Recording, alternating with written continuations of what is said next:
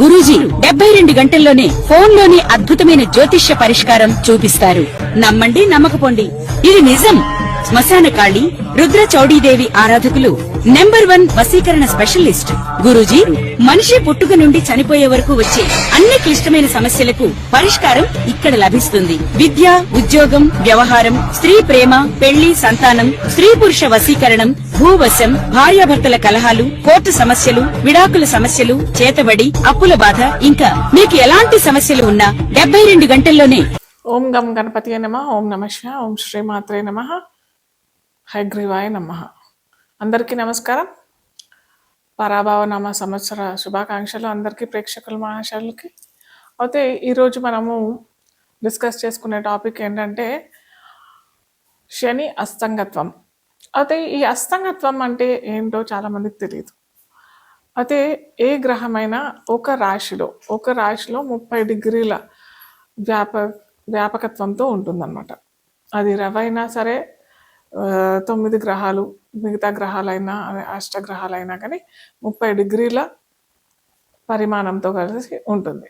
అయితే ఏ గ్రహమైనా రవికి అతి సమీపంలో, దగ్గరలో వచ్చి ఆ వచ్చిన గ్రహం కనుక అతి సమీపంలో అంటే చాలా దగ్గరగా వచ్చేసేసి ఆ గ్రహం రవి నుంచి 10 డిగ్రీల లోపల అంటే ఉదాహరణకి రవి 20 డిగ్రీలలో ఉన్నట్టయితే దానికి సమీప గ్రహము 20 డిగ్రీల లోపల అని అంటే ఒక 15 డిగ్రీలు లేదా 22 డిగ్రీలు, అంటే అటు 20 డిగ్రీల నుంచి 30 డిగ్రీల లోపల అంటే 10 డిగ్రీలు వస్తుంది కదా.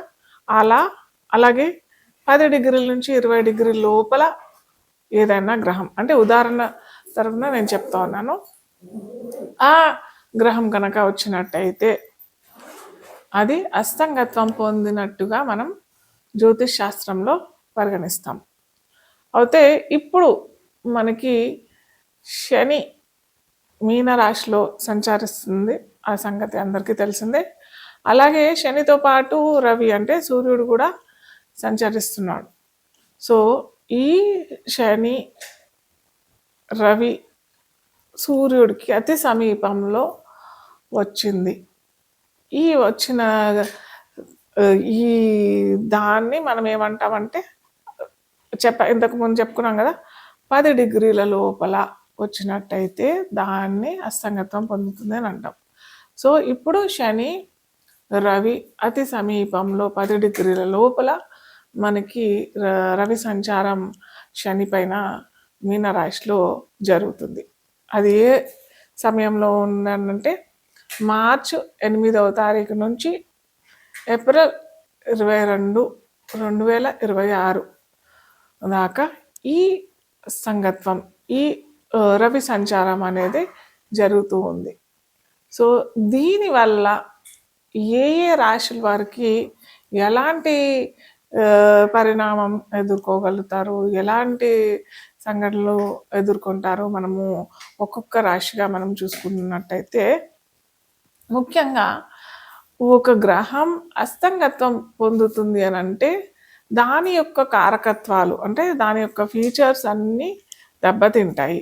అంటే రవి, ఉదాహరణకి మనము ఒక బంతి పెట్టామనుకోండి, ఒక బంతి పెట్టి పెద్ద బంతి, దాని పక్కన ఒక చిన్న బంతి వచ్చింది అనుకోండి, ఈ బంతి నీడలో ఈ చిన్న బంతి కనిపిస్తుందా? కనిపించదు కదా. సో అలాగే ఇక్కడ ఏమైంది, సూర్యుడు పక్కన శని కూడా పెద్ద గ్రహమే, కానీ అన్నిటికంటే సూర్యమండలంలో మనకి రవి పెద్దదైన గ్రహం, అంటే జ్యోతిష్ శాస్త్రంలో గ్రహంగానే పేర్కొంటాం. అయితే ఈ సూర్యుడు శనిని దగ్గరగా అతి సమీపంగా వచ్చి ఆ శని కారకత్వాలన్నిటినీ తనలోని నిగుడికించుకుంటాడు కాబట్టి దీన్ని మనం అస్తంగత్వం అని పేర్కొంటాం. ఆ శని కారకత్వాలు అంటే ఏంటి? శని అందరికీ తెలిసిందే, కర్మకారకుడు, వృత్తికారకుడు, మన యొక్క కర్మాలన్నిటినీ దహింపజేసేవాడు శని. ఆ శని కారకత్వాలు ఇప్పుడు ఈ 40 రోజుల్లో అస్తంగత్వం పొందుతుంది. అంటే ఆ కారకత్వాలన్నీ కొద్దిగా తగ్గిపోతాయి. దీనివల్ల ఏమవుతుంది? దీనివల్ల ఏ ఏ రాశికి ఎలాంటి ఫలితాలు వస్తాయి? అది మనము ఇప్పుడు ఒక్కొక్క రాశిగా మనము చూసుకుందాం. మకర లగ్నం లేదా రాశి అని చూసినట్టయితే మకర రాశికి అధిపతి ఎవరు? శని. ఇక్కడ స్వయంగా శని తృతీయంలో అష్టమాధిపతి అయిన రవితో అస్తంగత్వం పొందాడు. లగ్నం రాశి అధిపతి అయిన శని అంటే తను, నేను. ఓకే, తనే అస్తంగత్వం పొందాడు అని అంటే ఎలా ఉంటుంది? నేనే, నా క్వాలిటీస్ అన్నీ కూడా డల్ అయిపోయాయి. నా క్వాలిటీస్, నా ఫీచర్స్, నా బలాలు, స్ట్రెంగ్స్ అన్నీ ఏమైపోయానంటే వీక్నెస్గా క్రియేట్ అయిపోయాయి. ఎందుకు అనంటే రవి ఈ అన్ని క్వాలిటీస్ మకర రాశి అధిపతి అయిన శని క్వాలిటీస్ అన్నీ తీసేసుకున్నాడు. కాబట్టి ఇది ఏదో పర్మనెంట్ అన్నట్టు మాత్రం భావించకండి. ఇది ఓన్లీ టెంపరీ బేసిస్, 40 రోజులు. సో ఖచ్చితంగా మకర రాశి అధిపతి అన్ని రాశుల వారు ఒక ఎత్తు అయితే మకర రాశి, కుంభరాశి వారు తగు జాగ్రత్తలు పడాల్సిన విషయమే. కాకపోతే కుంభరాశికి కొద్దిగా వెసులుబాటు ఉంటుంది, అది తర్వాత చెప్పుకుంటాం. కానీ కుంభరాశి వారికి వచ్చినప్పుడు చెప్పుకుంటాం. కానీ ఇక్కడ మకర రాశి వారికి లగ్నాధిపతి అయిన రాష్ట్రాధిపతి అయిన శని అస్తంగత్వం పొందాడు. కాబట్టి ఖచ్చితంగా మీలో ఆ చురుకుతనం అనేది, మీలో ఆ ఆలోచించే జ్ఞానం అనేది, మీలో కొద్దిగా ఆ కామ్నెస్ అనేది, డల్నెస్ అనేది ఉంటుంది కదా, అది చాలా సన్నగిల్లిపోయే అవకాశాలు, కొద్దిగా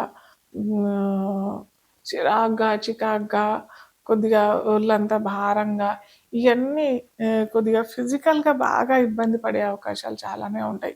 ఎందుకంటే అష్టమాధిపతితో సంగతం పొందారు కాబట్టి. అలాగే కొన్ని ఆరోగ్య సమస్యలు, అనారోగ్యానికి గురే అవకాశాలు కూడా చాలానే ఉంటాయి. కాకపోతే ఇది దీర్ఘకాలికంగా అయితే కాదు. గృహస్థులకి కూడా కొద్దిగా ఇబ్బందే. ఎందుకంటే ద్వితీయాధిపతి కూడా శని అయ్యాడు కాబట్టి, శని అస్తంగత్వం పొందాడు కాబట్టి కుటుంబాల్లో కొన్ని చిన్న అవరోధాలు, కలహాలు అయ్యే అవకాశాలు చాలానే ఉంటాయి. కాబట్టి ఖచ్చితంగా వీరు తగు జాగ్రత్తలు పడాల్సిందే. ఇంతకుముందే చెప్పాను, అన్ని రాశుల వాళ్ళు ఒక ఎత్తు అయితే ఈ రాశి వాళ్ళు ఒక ఎత్తు. వీరు ఖచ్చితంగా నిత్యం ఆంజనేయ స్వామి పారాయణ, హనుమాన్ చాలీసా అయినా, ఆంజనేయ స్వామి దండకమైన, వెంకటేశ్వర స్వామి స్తుతి అయినా, సుప్రభాతమైన, లేదా వెంకటేశ్వర స్వామి సంబంధించింది ఎటువంటి స్తోత్రమైనా చేసుకుంటే చాలా మంచిది. శనివారాలు ఖచ్చితంగా మీరు అటు వెంకటేశ్వర స్వామి గుడికైనా, లేకపోతే ఆంజనేయ స్వామి గుడికైనా కానీ, లేదా సుబ్రహ్మణ్య స్వామి గుడికై మంగళవారమైనా విజిట్ చేస్తేనే తగు ఫలితాలు అయితే లభిస్తాయి. నీలిమ కలర్ అంటే బ్లూ కలర్ వస్త్రాలు లేదా పువ్వులు అటు స్వామివారికి సమర్పించడానికి ప్రయత్నం చేయండి. ఖచ్చితంగా దాన ధర్మాలు మటుకు చేయాలి. మీకు ఏదైనా చాలా ఇంపార్టెంట్ కార్యక్రమాలు ఉన్నాయనంటే మటుకు ఖచ్చితంగా మీరు చేసుకోవాల్సిందే. డొనేషన్స్, దాన ధర్మాలు ఖచ్చితంగా చేసుకోవాల్సిందే. సో ఇప్పటి నుంచి నేను ప్రతిసారి లాస్ట్లో మీరు స్టార్టింగ్ నుంచి ఎండింగ్ దాకా చూసినట్టయితే, నేను ఎండ్ ఆఫ్ ఈ ఎపిసోడ్లో ఒక చిన్న రెమెడీ, మీరు ప్రతి ఒక్కరు ఎవరైనా కానీ ఇది చేసుకోవచ్చు. స్విచ్ వర్డ్స్ అంటారు. ప్రతిసారి నేను స్విచ్ వర్డ్ అన్నా ఇవ్వడానికి ప్రయత్నం చేస్తాను, లేదా న్యూమరాలజీ ప్రకారం ఒక నంబర్ అయినా ఇవ్వడానికి ప్రయత్నం చేస్తాను. ఆ నంబర్ అన్నా, ఆ వర్డ్ అన్నా మీరు కనుక చేసినట్టయితే, ఇది వేదిక్ స్విచ్ వర్డ్. ఇది చేసినట్టయితే మీకు సత్ఫలితాలు అందరికీ లభిస్తాయి. ఇది విద్యార్థులైనా కానీ, గృహిణులైనా కానీ, వ్యాపారస్తులైనా కానీ, ఉద్యోగస్తులైనా కానీ ఎవరైనా చేసుకోవచ్చు. ఒక చిన్న వర్డ్ ఇది, కల్మషి అనే ఈ వర్డ్ మీరు కనుక రోజు 200 సార్లు చదివినట్టయితే మీ కోరికలు తీరుతాయి. కోరికలు అనంటే ఏదో ఆహ్, ఆహ్, కా కామక్రోధ వాంఛలు ఇలాంటి కోరికలు కాకుండా సత్కోరికలు, మంచి కోరికలు, మా పిల్లలు ఉన్నతిగా రావాలి, లేదా నాకు వివాహం కావాలి, లేకపోతే నాకు ఉద్యోగం కావాలి. అలాగే కొంతమంది ఉద్యోగం ఏదో చిన్న ఉద్యోగం కాకుండా వారికి ఎంత ఉద్యోగంలో జీతం లభించాలో అంత కాకుండా ఎక్కువ ఆశిస్తుంటారు కూడా. అలాంటి వారికి కాకుండా సత్కోరికలు, మంచి కోరికలు, మీకు సరి అయిన కోరికలు, కామక్రోధ కోరికలు కాకుండా మీరు కనుక ఇది పఠించినట్టయితే ఖచ్చితంగా మంచి ఫలితాలు ఇస్తాయి.